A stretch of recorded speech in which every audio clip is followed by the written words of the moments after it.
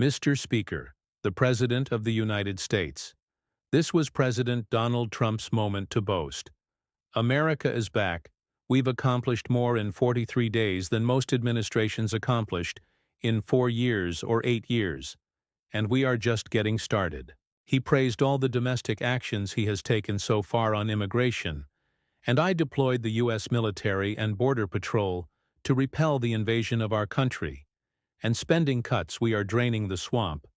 It's very simple, and the days of rule by unelected bureaucrats are over. He spent a long time praising his close ally, the unelected tech billionaire Elon Musk. Thank you, Elon. He's working very hard. He didn't need this. He didn't need this. Thank you very much, who he's appointed to reduce government spending and boost the U.S.'s space ambitions in a key moment. Donald Trump reached out to Ukraine's President Zelensky after days of criticizing him. Today, I received an important letter from President Zelensky of Ukraine. The letter reads, "Ukraine is ready to come to the negotiating table as soon as possible, to bring lasting peace closer." It's after Mr. Zelensky made a statement saying he wanted to move forward. We've had serious discussions with Russia and have received strong signals that they are ready for peace. Wouldn't that be beautiful? Wouldn't that be beautiful? Mr. Trump also repeated his trade war threats. If you don't make your product in America. However, under the Trump administration, you will pay a tariff. And in some cases, a rather large one. President Trump looks and sounds like he did in his first term. But this time, he's more experienced and emboldened. This speech really underlines just the blitz of action he's taken since his return to the White House. He's really testing the boundaries of his power and creating confusion, leaving Democrats unsure how to react. Many of them brought signs. Some said nothing as he taunted them. One Democrat was kicked out after heckling. President Trump arrived here. As polls suggest, Americans are split on the start of his second term. He can't run again, giving him 4 years to deliver on those big, bold promises.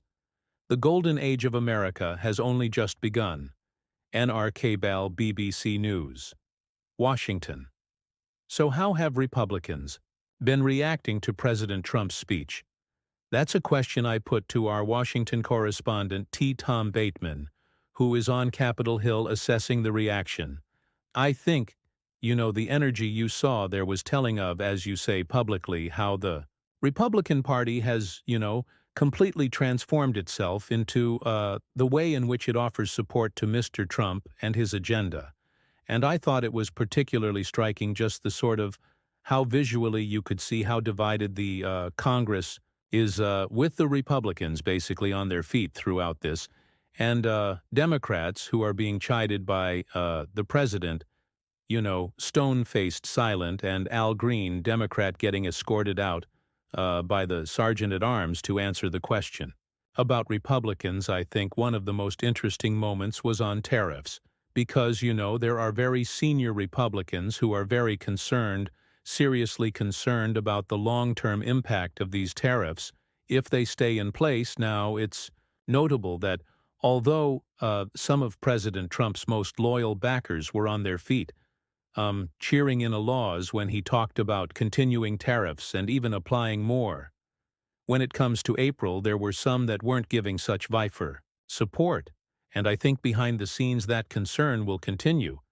We've heard some senior Republicans talk about their, explain this way, basically as a negotiation strategy, a way of putting pressure on Canada and Mexico and others to try and get what President Trump wants in other areas, notably border security, as he puts it. But I think their hope is really that this won't continue to see a slide on the market. This won't continue to see the dollar losing value, and that this will be a sort of short-term negotiation strategy by the President. Justin Trudeau is promising some massive retaliatory tariffs in response to the levers that were imposed this week. Tom, what did you make of his speech last night? I thought it was interesting that he spoke directly to the American people in a way that previous American leaders have spoken to people in autocratic countries. Yeah, it was really interesting. Although he sort of praised the president, saying you're a smart guy, but this is a dumb thing to do. I mean, it was an extremely striking statement, I thought, by Mr. Trudeau, who I think has basically been pushed into a corner on the way. He feels he has to respond to this because they sort of tried the diplomatic tack. He even made the point that they did a deal. They did a new deal with President Trump during his first term when it came to trade. And yet here they are, again, basically facing this, very severe punitive measure in the form of a 25% tariff. So, this is a strategy that world. Leaders take basically out their peril, which is to call out Mr. Trump, particularly to his own public.